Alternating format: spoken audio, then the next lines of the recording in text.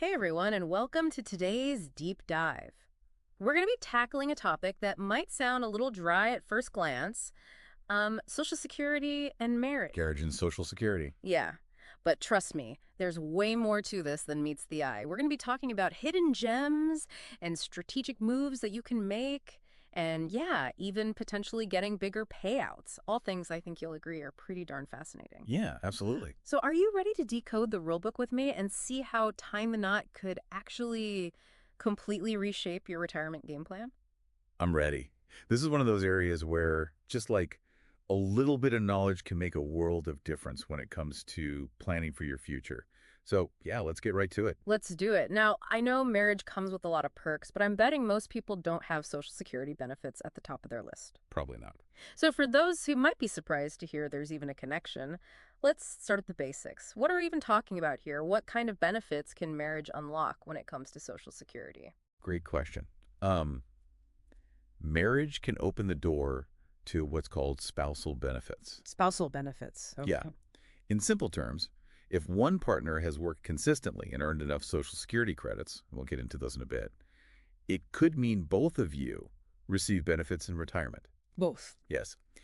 Even if the other spouse hasn't worked in a way that earned them individual Social Security credits. Oh, okay. Yeah, So what I'm hearing is that even if one person has been focusing on, I don't know, raising a family or caring for a loved one or pursuing other passions that didn't involve, traditional employment, marriage can help create a more financially secure retirement for both partners. absolutely.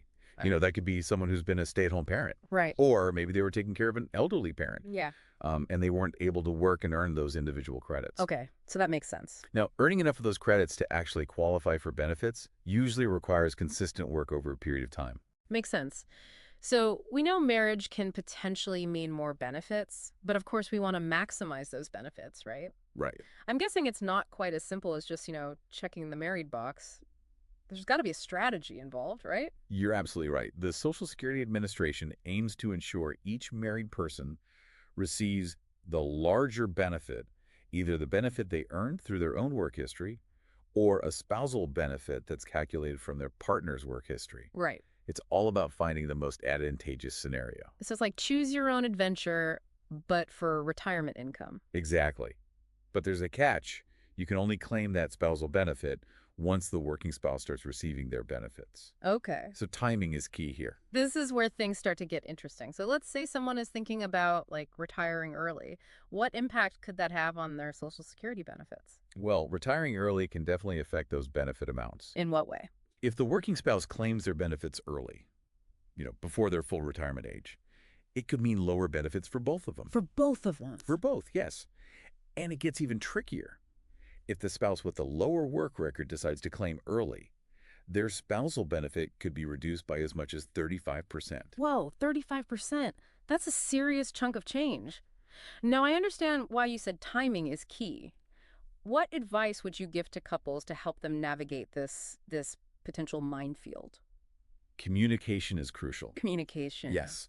You need to talk it through with each other, Yeah. understand the implications of different claiming ages, and consider consulting a financial advisor who can walk you through those various scenarios. It's worth taking the time to really strategize and make informed decisions. It sounds like planning and communication are kind of recurring themes here. They are, definitely. Hmm. And speaking of planning, let's move on to a different scenario. One that, while nobody likes to think about it, is important to discuss. Divorce. Okay.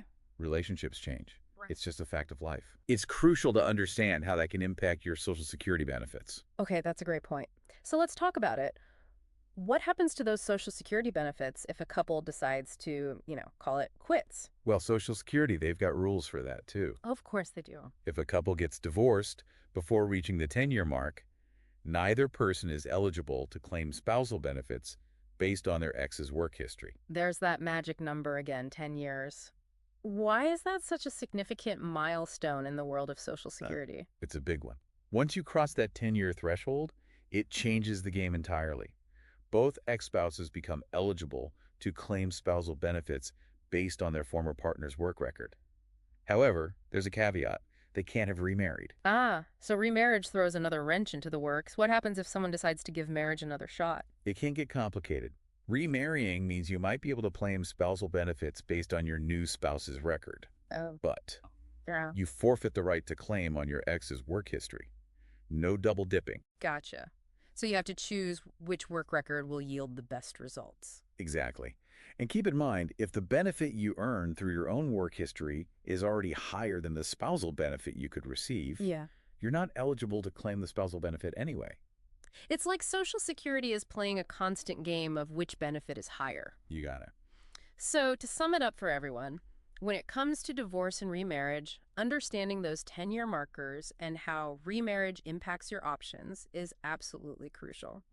Now, we've covered a lot of ground here, but before we move on to another big topic, did you have any additional insights on this, or are we ready to dive into our next scenario? I think we're ready for the next one. Let's tackle that big topic. Perfect. Now, this next one is a bit more difficult to talk about, but it's just as important, if not more so, to understand how Social Security works if a spouse passes away. You're right, it's not an easy thing to think about. But, it's essential to be prepared.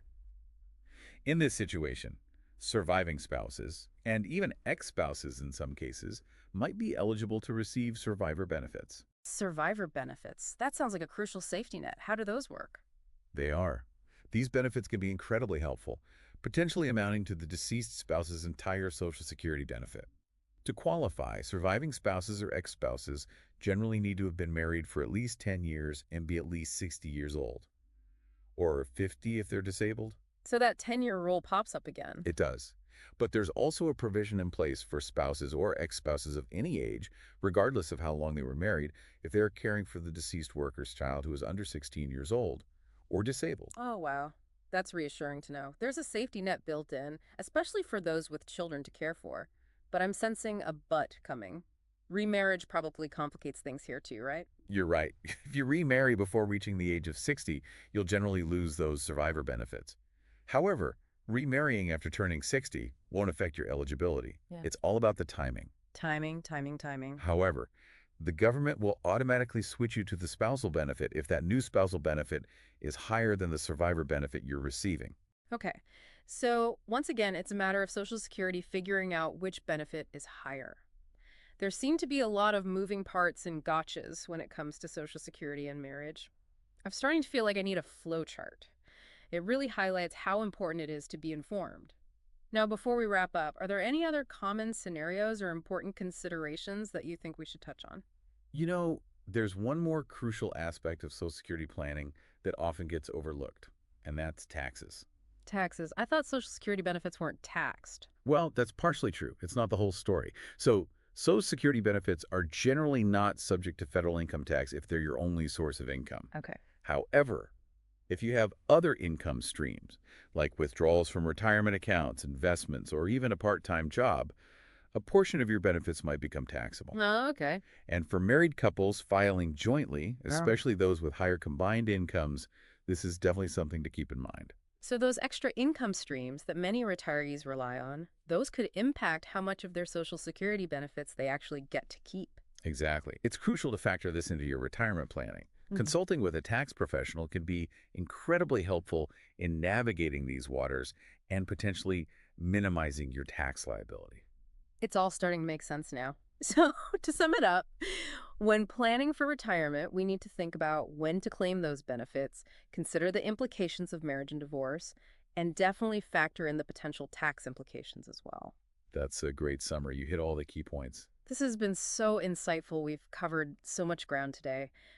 Before we move on to our closing thoughts, do you have any final words of wisdom you'd like to leave our listeners with today?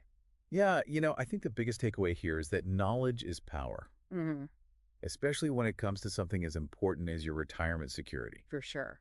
You're not just building a financial plan, you're building a future, Mm. a secure one, hopefully. Be your own advocate Yeah, when it comes to these decisions. absolutely. Seek out the information you need Yes. to make those decisions, informed decisions. 100%. And for those of you who want to keep that learning going, we've got you covered. Yes. The show notes are packed Oh, yeah. with resources, articles, links, even some calculators to help you kind of work through some of these scenarios. Yeah. Think of it as your own personalized toolkit Yes. for building this rock solid retirement plan. Right. I love that. It's incredible how much of our lives we're able to like actually plan for these days. And remember, the Social Security Administration itself, Oh, great point. they're a fantastic resource. They are. They have a ton of information on their website, and you can always reach out to them directly with any questions that you might have. Don't be afraid to like use the resources that are out there. Yeah, use them. And you know what? I've learned a ton today, too. Me too. It's amazing how many, little nuances there are to Social Security and marriage. Right. You don't really think about it until you, really break it all down. It's true. But yeah, it's been great. A little bit of knowledge goes a really long way, it seems like. It makes all the difference in the world. This has been an eye-opening deep dive. It's been such a pleasure to explore this with you. Likewise, I've enjoyed it. And to you, our amazing listeners, thank you so much for being here, for your curiosity, and for joining us on this journey of lifelong learning. Yes, thank you. We'll see you in the next episode. See you next time. Bye, everyone.